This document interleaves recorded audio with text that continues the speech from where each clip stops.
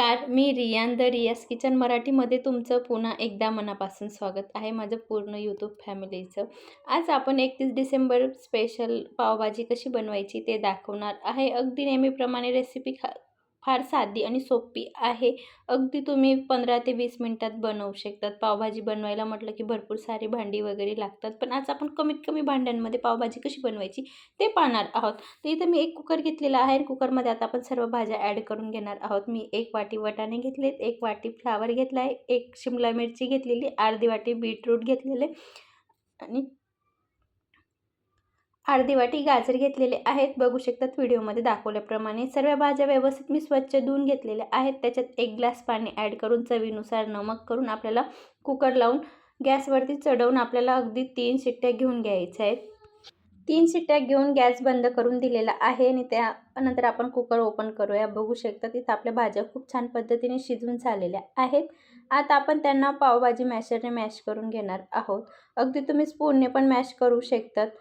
तर आपल्याला सर्व भाज्या व्यवस्थित मॅश करून घ्यायचे. सर्वात महत्त्वाचं म्हणजे बीटरूट मॅश करायला थोडं ताकद लावावी लागते. बाकीच्या भाज्या एकदम लवकर शिजतात, पण बीटरूट शिजायला थोडा टाईम लागतो. हे तुम्ही आधी पावभाजीमध्ये बीटरूट ॲड केलं असेल तुम्हाला समजलंच असेल. तर बघू शकता तिथे मी सर्व भाज्या व्यवस्थित मॅश करून घेणार आहे. आपण नंतर भाजीला अजिबात मॅश वगैरे नाही करणार आहोत. त्यासाठी व्यवस्थित इथं एकदम पूर्ण भाज्यांची व्यवस्थित ग्रेव्ही झाली पाहिजे यापर्यंत आपल्याला मॅश करून घ्यायचे आहे. जर तुम्हाला बीटरूट किसून देखील घालू शकतात मॅश करायला प्रॉब्लेम येत असेल तर. आणि बीटरूट घातलं तर भाजीची चव पण खूप छान वाढते आणि कलर पण खूप छान येतो आणि मुलं बीटरूट खायला कंटाळा करतात, तुरट वगैरे लागतं. पण या पद्धतीने तुम्ही बीटरूट खाऊ घालू शकतात. मी तर ही पावभाजी बनवण्यासाठी अर्ध बीटरूटचा वापर केलेला आहे. याच्याने आपल्याला कलरवालं तिखटचा वापर वगैरे करावा लागत नाही आहे. बघू शकता तिथं माझ्या पूर्णपणे व्यवस्थित भाज्या मॅश करून झालेल्या आहेत. अगदी थोडे वाटाणे वगैरे दिसत आहेत. मी परत त्यांना पण व्यवस्थित मॅश करून घेणार आहे. बघू शकता तुम्ही इथं सर्व भाज्यांना व्यवस्थित मॅश करून झालेलं आहे व्हिडिओमध्ये दाखवल्याप्रमाणे. आणि बीटरूटचे थोडे थोडे लहान साईजचे तुकडे दिसत आहेत. आपण त्यांना पण व्यवस्थित मॅश करून घेऊया. आता आपण गॅसकडे वळूया. इथं मी गॅस ऑन करून कढई गरम करायला ठेवलेली आहे. बघू शकता तुम्ही व्हिडिओमध्ये.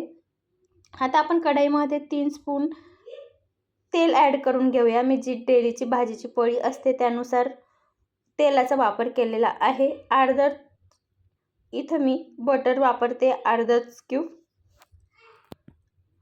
तेल आणि बटर दोघं छान पद्धतीने गरम झालेले आहेत. त्याच्यात आता मी 1/2 टेबलस्पून जिरा ॲड करते. जिरा छान तडतडलेलं आहे. आता आपण 1 वाटी कांदे ॲड करून घेऊया.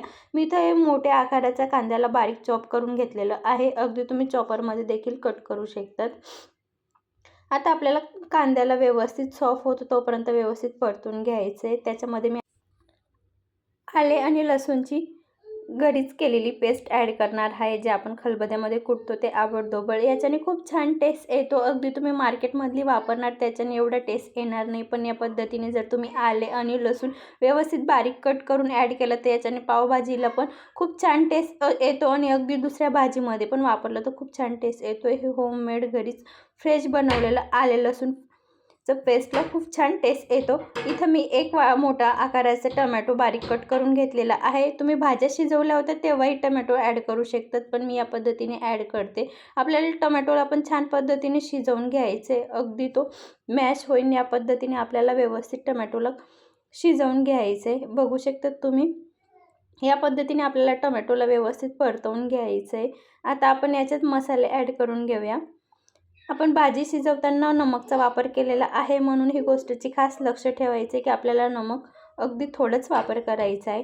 तर इथं मी 2 टेबलस्पून लाल तिखट, 2 टेबलस्पून पावभाजी मसाला आणि 1 टेबलस्पून धना पावडर वापरलेली आहे. मी बस एवढेच मसाल्यांचा वापर करणार आहे. याच्या पलीकडे आपल्याला मसाल्यांचा वापर वगैरे अजिबात करायचा नाही आहे. मसाले छान पद्धतीने परतून झालेले आहेत. त्याच्यात अगदी 2 टेबलस्पून पाण्याचा वापर केलेला आहे मी. बघू शकता तुम्ही. आपल्याला मसाल्यांना छान पद्धतीने शिजवून घ्यायचं आहे आणि टोमॅटोला पण छान पद्धतीने शिजवून घ्यायचे. अगदी पावभाजीमध्ये मिक्स होईन या पद्धतीने आपल्याला व्यवस्थित टोमॅटोला शिजवून घ्यायचे. याच्यात आता आपण हळद ॲड करून घेऊया आणि अगदी मसाल्यांना छान टेस्ट येईल त्यासाठी इथं मी अगदी 1/2 टेबलस्पून नमकचा वापर केलेला आहे. मी फार नमक भाज्या शिजवतानाच ॲड केलेलं आहे, म्हणून मी इथं अगदी नॉर्मलच नमकचा वापर करते. चवीनुसार म्हणजे मला भाजीला जेवढं नमक लागणार आहे मी तेवढं सर्व व्यवस्थित दोघं टायमाला व्यवस्थित यूज करून घेतलेलं आहे, जे आम्ही जेवढं खारट खातो त्यानुसार. आता आपण याच्यात जी भाजी मॅश केली होती ती भाजी मसाल्यांमध्ये ॲड करून घेणार आहोत. आता भाजी व्यवस्थित ॲड करून आपल्याला व्यवस्थित मिक्स करून घ्यायची. यात तुम्हाला पाणी लागत असेल किती थिक लागत असेल त्यानुसार तुम्ही पाणी कमी जास्त ॲड करू शकतात. मी फक्त अगदी कुकरमध्ये अर्धा कप पाणी ॲड करून व्यवस्थित कुकरला धुवून ते ॲड केलेलं आहे. याच्या पलीकडे मी पाण्याचा अजिबात वापर वगैरे केलेला नाही. मी शिजवताना पण 1 ग्लास पाण्याचा वापर केलेला होता. आपण जे भाज्या वापरलेल्या आहेत त्या भाज्यांमध्ये फार पाणी वगैरे असतं, म्हणून एवढी पाण्याची गरज वगैरे पडली नाही. बघू शकता तुम्ही व्हिडिओमध्ये दाखवल्याप्रमाणे इथं आपली पावभाजी बनून तयार झालेली आहे. खूप छान पद्धतीने उकळी पण आलेली. आता आपण सर्वात शेवटी बारीक कट करून कोथिंबीर ॲड करणार आहोत. बघू शकतात पावभाजी बनवायला फार सोपी आहे या पद्धतीने बनवली तर तुम्ही, आणि काटेला खूप छान पद्धतीने तरी पण येते. या पद्धतीने आपल्याला पावभाजी बनवून घ्यायची. तुम्ही नवीन असाल तर या पद्धतीने बनवली तर तुम्ही पहिल्या प्रयत्नात 15 ते 20 मिनिटात आरामात बनवू शकतात. आता 31st किंवा न्यू इयर चालू होणार आहे तर, आणि मार्केटमध्ये खूप प्रमाणात या दिवसांमध्ये फ्रेश भाज्या असतात, तर तुम्ही या पद्धतीने पावभाजी बनवून अगदी घरच्यांना खाऊ घालू शकतात. आता याच्यात आपण थोडं बटर ॲड करणार आहोत. याच्याने अजून आपल्या पावभाजीचा टेस्ट वाढतो. बघू शकता तिथं आपली पावभाजी बनवून तयार झालेली आहे. व्हिडिओ आवडला असेल तर एक लाईक नक्की करा, कमेंट करायला विसरू नका. युजफुल वाटत असेल तर जास्तीत जास्त लोकांना शेअर करा. अशाच एक छानशा रेसिपीसोबत भेटूया. तोपर्यंत मस्त खा, स्वस्त राहा, सर्वात महत्त्वाचं आनंदी राहा, आणि अशाच नवनवीन रेसिपी बघण्यासाठी चॅनलला सबस्क्राईब करा. पुन्हा भेटूया अशाच छानशा रेसिपीसोबत. तोपर्यंत धन्यवाद.